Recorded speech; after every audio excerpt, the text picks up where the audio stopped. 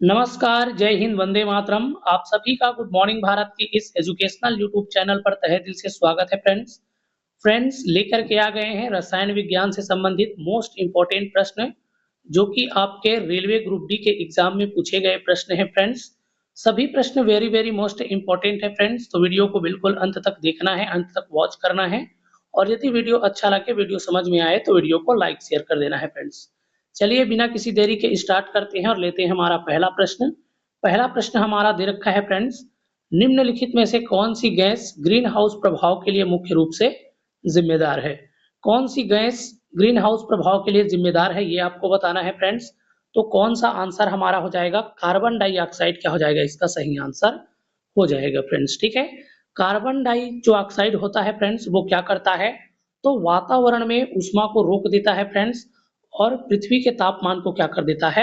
बढ़ा देता है, जिसके कारण से क्या है? ग्रीन हाउस प्रभाव हो जाता है। तापमान जो बढ़ता है फ्रेंड्स, उसी को हम लोग क्या बोलते हैं? ग्रीन हाउस प्रभाव बोलते हैं फ्रेंड्स। ठीक है, चलिए अगला प्रश्न देखते हैं। अगला प्रश्न हमारा क्या है? कास्टिक सोडा का रासायनिक नाम क्या है? कास्टिक सोडा का रासायनिक नाम क्या है फ्रेंड्स? तो कास्टिक सोडा को सोडियम हाइड्रोक्साइड कहा जाता है फ्रेंड्स, NaOH कहा जाता है। ठीक है, सोडियम हाइड्रोक्साइड क्या हो जाएगा? इसका सही आंसर हो जाएगा। देखिए फ्रेंड्स, सोडियम हाइड्रोक्साइड का रासायनिक सूत्र क्या है? तो NaOH है, जिसको हम लोग कास्टिक सोडा कहते हैं। और इसका उपयोग क्या है? साबुन और कागज के उद्योग में किया जाता है फ्रेंड्स। ठीक है, आगे बढ़ते हैं, अगला प्रश्न देख लेते हैं। अगला प्रश्न हमारा क्या है? निम्नलिखित में से कौन सा पदार्थ अम्ल नहीं है? दिए गए ऑप्शन में से बताना है कि कौन हमारा अम्ल नहीं है फ्रेंड्स। ठीक है, तो ऑप्शन नंबर सी को हम लोग देखें तो सोडियम हाइड्रोक्साइड दे रखा है।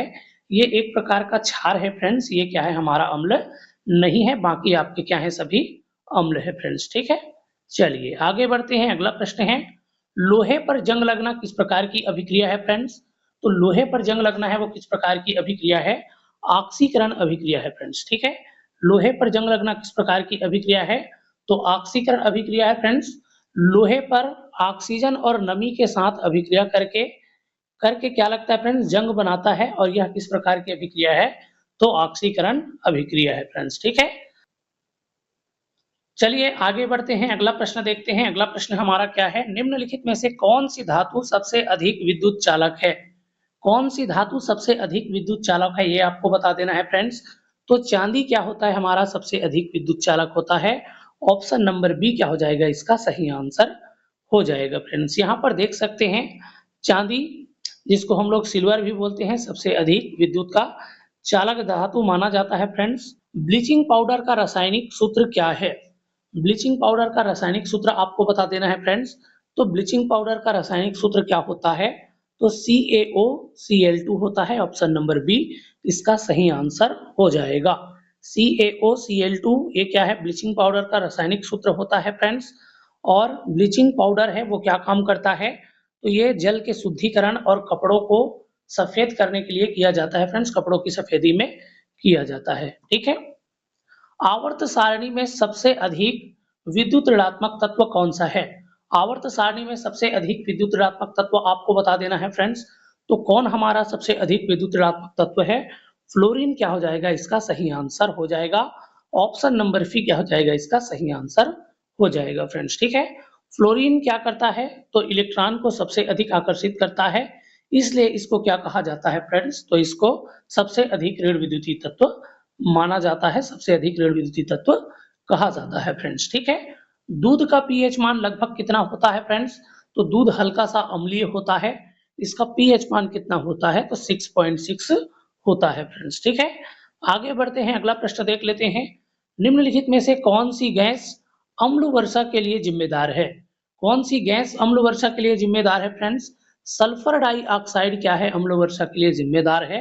सल्फर डाइऑक्साइड इसका सही आंसर हो जाएगा फ्रेंड्स। ठीक है, देखिए सल्फर डाइऑक्साइड है वो क्या है? वायुमंडल में पानी से मिल करके क्या करता है फ्रेंड्स? तो अम्ल वर्षा करता है, अम्ल बनाती है फ्रेंड्स। ठीक है, एलपीजी का मुख्य घटक क्या है? एलपीजी का मुख्य घटक क्या है फ्रेंड्स? तो एलपीजी का मुख्य घटक है प्रोपेन और ब्यूटेन। प्रोपेन और ब्यूटेन क्या हो जाएगा? इसका सही आंसर हो जाएगा। घरेलू गैस सिलेंडर में मुख्य रूप से प्रोपेन और ब्यूटेन का प्रयोग होता है फ्रेंड्स। ठीक है, जल का सर्वात्रिक विलायक क्यों कहा जाता है? तो जल को सर्वात्रिक विलायक क्यों कहा जाता है फ्रेंड्स? क्योंकि ये अधिक पदार्थ को घोल सकता है, इसलिए इसको सर्वात्रिक विलायक कहा जाता है। यहाँ पर आप देखें तो जल कई पदार्थों को घोल सकता है, इसलिए इसे यूनिवर्सल सॉल्वेंट कहा जाता है फ्रेंड्स, ठीक है। निम्नलिखित में से कौन सा एक तत्व है? दिए गए ऑप्शन में से बताना है कि कौन हमारा तत्व है। तो यहाँ पर हम लोग ऑप्शन को देखें फ्रेंड्स, तो ऑक्सीजन ही हमारा एक तत्व है, बाकी सब आपके क्या है? तो यौगिक है फ्रेंड्स, ठीक है। ऑप्शन नंबर सी इसका सही आंसर हो जाएगा। सबसे कठोर धातु कौन सी मानी जाती है फ्रेंड्स? सबसे कठोर धातु आपको बता देना है।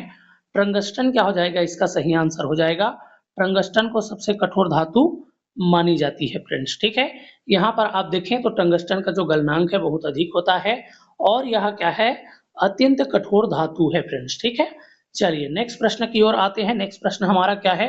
वॉशिंग सोडा का रासायनिक सूत्र क्या है? वॉशिंग सोडा का रासायनिक सूत्र आपको बता देना है। तो वॉशिंग सोडा का रासायनिक सूत्र क्या है फ्रेंड्स? तो Na2CO3 10H2O क्या होता है? वॉशिंग सोडा का रासायनिक सूत्र होता है फ्रेंड्स। सोडियम कार्बोनेट क्या हो जाएगा? इसका सही आंसर हो जाएगा। ऑप्शन नंबर बी इसका सही आंसर हो जाएगा फ्रेंड्स। यहाँ पर आप लोग देखें तो वॉशिंग सोडा का उपयोग कपड़े धोने और जल की कठोरता को दूर करने में किया जाता है फ्रेंड्स, ठीक है। निम्न में से कौन सी गैस पौधों द्वारा प्रकाश संश्लेषण में उपयोग की जाती है? कौन सी गैस है जो कि पौधों के द्वारा प्रकाश संश्लेषण में उपयोग की जाती है? तो कार्बन डाइऑक्साइड को पौधे क्या करते हैं? भोजन बनाने के लिए इसका उपयोग करते हैं फ्रेंड्स। ऑप्शन नंबर बी क्या हो जाएगा? हमारा सही आंसर हो जाएगा। पौधे कार्बन डाइऑक्साइड और जल की सहायता से क्या करता है? भोजन बनाता है फ्रेंड्स। इस प्रकार से कार्बन डाइऑक्साइड क्या हो जाएगा? हमारा सही आंसर हो जाएगा। तो चूने का जो पानी है भैया कार्बन डाइऑक्साइड गैस के कारण क्या हो जाता है?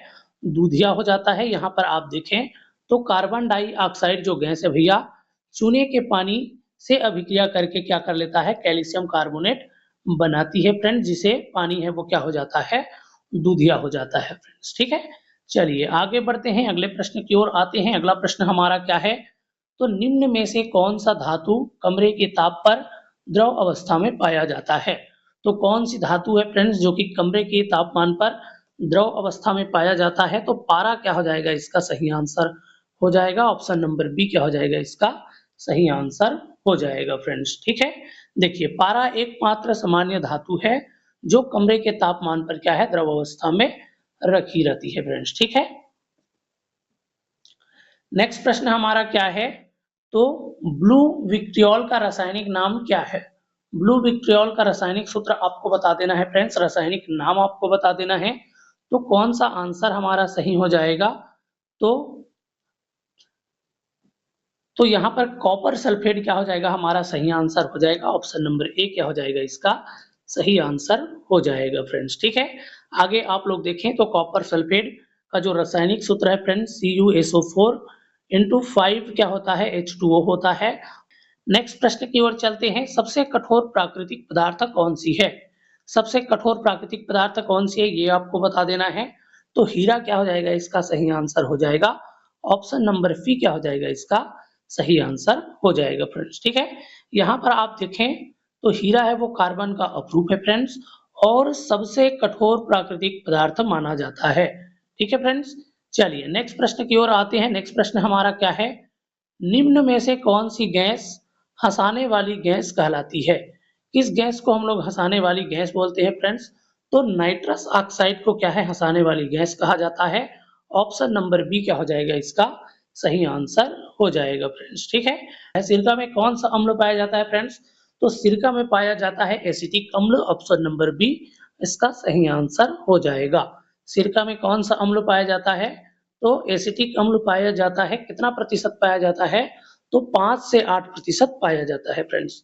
तो हाइड्रोजन क्या हो जाएगा? यहाँ पर हमारा आंसर हो जाएगा फ्रेंड्स। हाइड्रोजन का परमाणु क्रमांक 1, परमाणु द्रव्यमान 1, इसलिए इसको सबसे हल्का गैस कहा जाता है। सबसे हल्का गैस यही है फ्रेंड्स, ठीक है। चलिए आगे बढ़ते हैं, अगला प्रश्न देख लेते हैं। अगला प्रश्न हमारा क्या है भैया? तो अगला प्रश्न दे रखा है लाल लिटमस पत्र है क्षार में किस रंग का हो जाता है?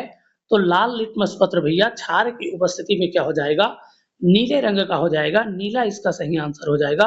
ऑप्शन नंबर सी क्या हो जाएगा? इसका सही आंसर हो जाएगा भैया, ठीक है। नेक्स्ट प्रश्न हमारा क्या है, निम्न में से कौन सा एक क्षार है? कौन हमारा क्षार है आपको बता देना है। तो यहाँ पर सोडियम हाइड्रोक्साइड दे रखा है, यही हमारा क्षार है, बाकी सभी क्या है हमारे अम्ल है फ्रेंड्स, ठीक है। पहला वाला हाइड्रोक्लोरिक अम्ल है, फिर सल्फ्यूरिक अम्ल है, फिर क्या है नाइट्रिक अम्ल। तो सोडियम हाइड्रोक्साइड ही क्षार है, बाकी सभी आपके क्या है फ्रेंड्स अम्ल है। ऑप्शन नंबर सी इसका सही आंसर हो जाएगा फ्रेंड्स, ठीक है। आवर्त सारणी में कुल कितने आवर्त होते हैं भैया?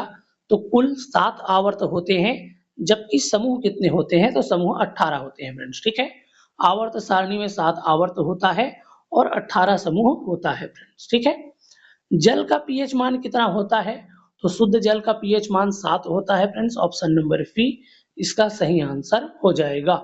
शुद्ध जल उदासीन होता है, इसलिए इसका पीएच मान कितना होता है? तो 7 होता है फ्रेंड्स। बेकिंग सोडा का रासायनिक सूत्र आपको बता देना है भैया।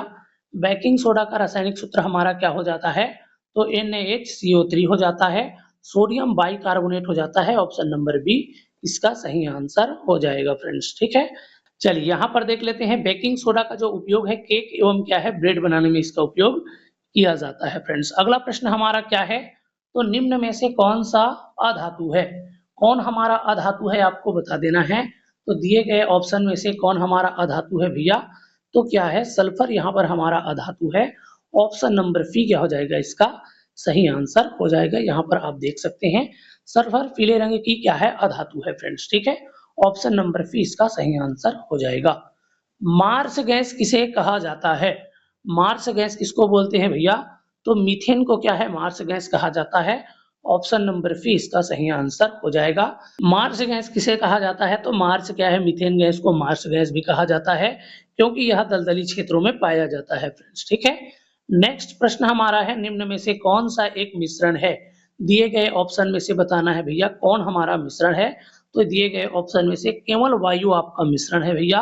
ये था फ्रेंड्स रसायन विज्ञान से बनने वाले टॉप 30 MCQ, जो कि आपके previous year railway group D में पूछा जा चुका है फ्रेंड्स, ठीक है। आगे भी इसके पूछे जाने की संभावना है, तो वीडियो को अंत तक आपने वॉच कर लिया है फ्रेंड्स, आप सभी का बहुत बहुत धन्यवाद। चलिए कुछ और भी आपके पास रासायनिक सूत्र आपको दे देते हैं भैया, जिसको आपको पढ़ करके जाना है।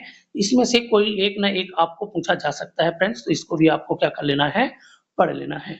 निश्चित रूप से वीडियो आपको हेल्पफुल लगा होगा, नॉलेजेबल लगा होगा फ्रेंड्स। यदि वीडियो आपको हेल्पफुल लगा है, नॉलेजेबल लगा है, तो वीडियो को लाइक शेयर कर देना है और भी इसी प्रकार के प्रश्नों को पढ़ने के लिए चैनल को सब्सक्राइब कर लेना है फ्रेंड्स, ठीक है। चलिए फिर मिलेंगे ऐसी वीडियो के साथ, तब तक के लिए स्वस्थ रहिए, मस्त रहिए और एकदम शानदार तरीके से, एकदम जबरदस्त तरीके से पढ़ते रहिए फ्रेंड्स, ठीक है। नमस्कार, जय हिंद, वंदे मातरम।